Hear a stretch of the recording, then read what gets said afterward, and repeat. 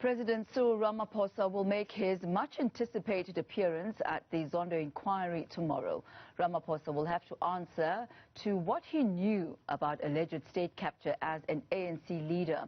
For more on this, I'm joined on the line by Professor Lisiba Defo, the Research Director at the Democracy and Governance Program at UNISA. A very good afternoon to you, so good to have you with us once again. You will remember in August of 2020 when President Cyril Ramaphosa wrote to members of the African National Congress and he said that the ANC as a party is accused number one and will have much to answer for.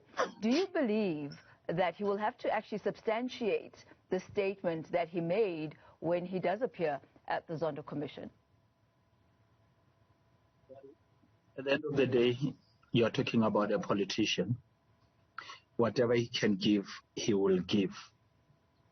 But the damage done, and done under his watch, and as a co-leader at one stage, he cannot exonerate himself from that. There is a temptation to want to talk about the 9 years of Jacob Zuma as if he was alone. Cyril Ramaphosa was his deputy. He knew what was going on. And some would argue, conveniently, he turned a blind eye. Remember the words of Dr. Makosi Koza? I went to him on numerous occasions. All Cyril could say to me, please be safe. His focus was on the presidency, and he didn't want to do anything that would rattle the boat. Those are the words of Dr. Makosi Koza. Some of the members of the African National Congress who were in leadership have been accused of dereliction of duty and not performing their role of oversight in the various positions that they held. Is this something that you think President Cyril Ramaphosa, in his capacity as the Deputy President and also in his capacity as a leader within the African National Congress, do you think that this is something that could be pinned on him? And if so, under what circumstances? Look, he was part of those years. And it is not going to be easy for him to extricate himself. But because of the factions, and indeed because of dire quality leadership, the temptation is that he should be embraced as the West among them. And I, for one, I think he has the wherewithal to make a difference. Unfortunately, he operates within the so-called tripartite alliance framework. If he was elected by the people of South Africa, he probably would have done better, and he could still do better. But you won't go far. It doesn't matter what your name is. As long as you come through the ticket of the ANC, and there is this framework called the tripartite alliance, it's almost a straitjacket. You're compelled and you're constrained in whatever you should think and you should do or you want to do. So, yes, he was part of that. And he will make his presentation. Judgments will be made. His main detractors are certainly his own, rather than the ordinary South African people.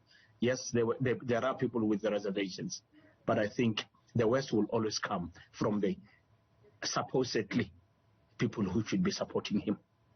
You mentioned the wasted 9 years, and ironically, it is the president himself who coined that phrase in Davos when he was talking to potential investors, coining the years of Jacob Zuma's presidency as the wasted 9 years. Do you believe that the accusations and the allegations against former President Jacob Zuma should also be meted out against his then deputy President Cyril Ramaphosa? Or can one make a clear distinction between the roles and the liabilities of those two positions, saying that what happens with the right hand is not necessarily congruent with what happens with the left hand? I think I've already responded more than once to that question in anticipation. There is no way you can separate him from the 9 years. Right? He was part of it. And I quoted Makosi Koza. By the way, in those 9 years, and not only Cyril, the ANC as the ANC must take full responsibility. Remember, on 8 occasions, there were motions of no confidence. And all of them, they said, we we take collective responsibility. He cannot be blamed alone. They defended him. So it is also a bit unfair to single Ramaphosa out. It's the ANC as the ANC that must stand trial for the 9 years as well. It's a bit unfair to reduce to Ramaphosa and to reduce it to Jacob Zuma. In the same way, the temptation is very strong to reduce all the corruption to Ace Magashule. That is not proper. That is unfair. And my authority in this regard is Madam Bathabile Dlamini, who once said, to those who care to listen, by the way, we all have smaller skeletons. And the more you listen to what is going on at the Zondo Commission, the more you realize how true and poignant her statement was.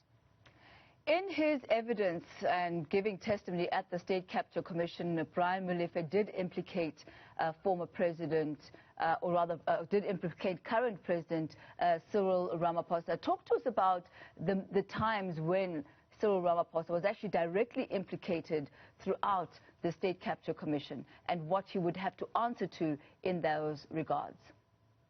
Well, there are issues, with the coal mines.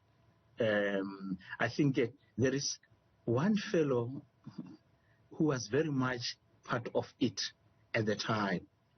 I think he even called him the coal king of South Africa, calling Ramaphosa the coal king of South Africa. These are the people, a white fellow who was very much involved with the process. It's public knowledge that was said then and was also said about 2-3 months ago. Those are the things that he would, in terms of his personal role, right, that he must account to. But equally, in terms of his role as part of the executive, there are questions that he will have to answer to. Yes, you won't go far enough with him, because right now there is a huge appetite for quality leadership derived from the ruling party. And certainly, he's the one who's doing his best, and the trust is there. Never mind his imperfections, but people are still willing, at least, to give him a chance. And how much of a role and impact will the president's business interests and the fact that he is a businessman and a shareholder, how much of an impact will that make in the testimony that he's going to be giving at the State Capture Commission? For example, the political protection that he is alleged to have given to Optimum as a shareholder of Optimum when he was deputy president of the African National Congress. Look, that is going to go, it's in the open already. It's not going to come into how he going to answer to that is another matter. Okay? And I can hear already other parties say, yes, but he cannot be a referee and a player at the same time. Because certainly there are going to be some accusations that are very likely to stick. Yet at the same time, he's the man who is going to receive the recommendations and ensure that they are implemented or acted upon. You see that conflict of interest? I can already see some getting excited about what is going to happen. May I dare say to you that I wouldn't be surprised before the end of the week that others, based on the evidence, may quickly run to Brooklyn Police Station to open a case or some cases. To what end, I ask you, would the opening of those cases, if it be in the case of the African National Congress, also be part of saying the President of the Republic is himself accused of wrongdoing and illegalities, and therefore he himself should step aside? Do you think that this could also be used as an opportunity to try and get some more concrete evidence for substantiating the President's own stepping aside within the African National Congress? That was said already. I said that, but a few weeks ago, there were attempts at trying to draw him deeper into the mud. Remember, it's not so much about you and me. It's more about the so-called tripartite alliance. It's more about the factions within which he finds himself. True or false, I have no doubt. Attempts are going to be made, not by the opposition, not by you and me, but those who are supposed to be backing their president. But by the way, patriotism doesn't say you must back the public official or the president at all costs. Loyalty should always be to the national flag and the constitution of the republic.